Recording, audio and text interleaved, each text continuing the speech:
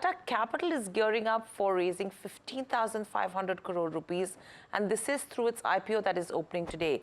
In an exclusive interview with NDTV Profit, Rajiv Sabharwal, Managing Director and CEO of Tata Capital, said that the company has been consistently getting strong capital support from Tata Sons and its growth. Let's listen into that conversation. I want to understand from you, 17th company from the Tata stable to come to the market now. There's a lot of expectation riding because this is probably one of the larger financial services businesses that is coming to the market and a sizable IPO. What is your expectation as the leader of this company? And how are you going to address, say, the market expectation, which is that it's a Tata Group company, it's got a fairly large book, 2.33 lakh crore. You've got a very well-established business. This should actually fly off the handle. Actually, we are very focused on building a company which will last for generations. And our approach there is to create a business model which will grow at a high pace and also deliver one of the lowest credit costs. And that is what we have built at Tata Capital. If you look at our growth rate, we've been growing over the last 3 years at about 28%, and our credit costs have been below 1% before the merger with Tata Motor Finance. The model which we have built is more resilient because our spectrum of products is most diverse in the industry. We are present in all segments of lending, consumer, housing, SME, as well as corporate, where consumer, housing, and SME form close to about 90% of our total asset book. And within that, also we have a number of products. Each product is of scale, and each product has a strong growth engine, which allows us to moderate our growth in different segments such that we can capture the India growth opportunity in the most optimal manner and also ensure that our credit cost remains the least. Okay. Coming to the credit cost point, because you've mentioned it now, at 2% gross NPA, or stage 3 assets, however you want to call it, that tracks with the best in the industry. Having said that, there's been a bit of a spike as of June, right, compared to the last year. I'm assuming this is because of the Tata Motors Finance merger that happened.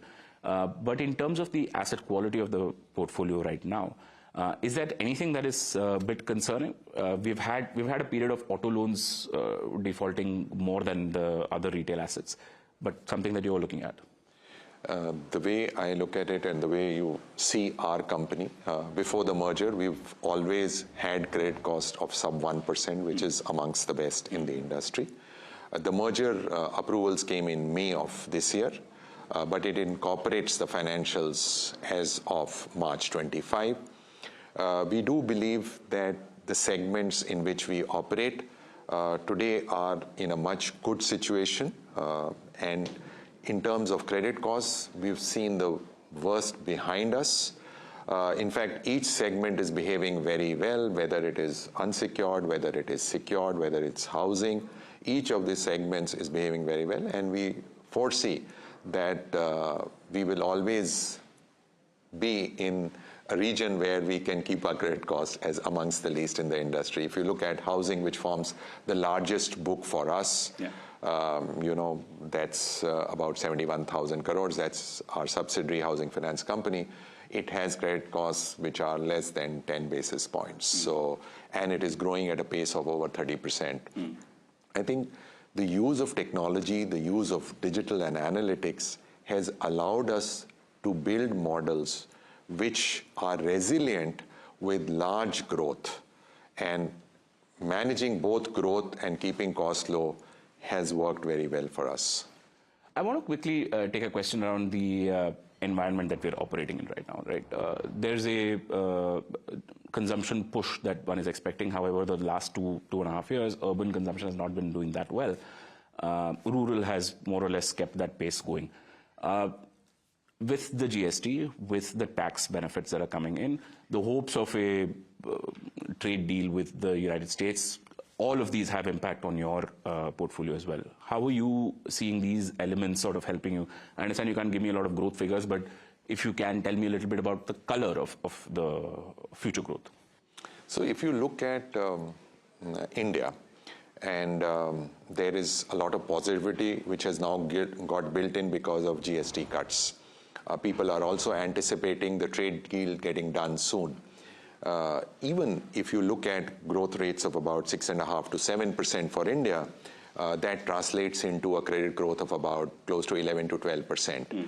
And within that, retail and SME, if you look at the past trends, have been growing at a faster pace. They've been growing more in the region of 16 to 18%. And for us, 90% of our assets are in retail and SME. So we do believe that we are in the right segments and we are in the space which will allow us to grow more compared to what the industry is growing at. The second thing, which is good for us, is we've expanded our distribution network significantly over the last 3 years. We've almost tripled our branch network. So as we go to more locations, as we go to more branches, we are finding that getting our natural market share is giving us an additional growth beyond the market growth rate. And through a combination of this, in the past 3 years, we have grown at about 28% plus.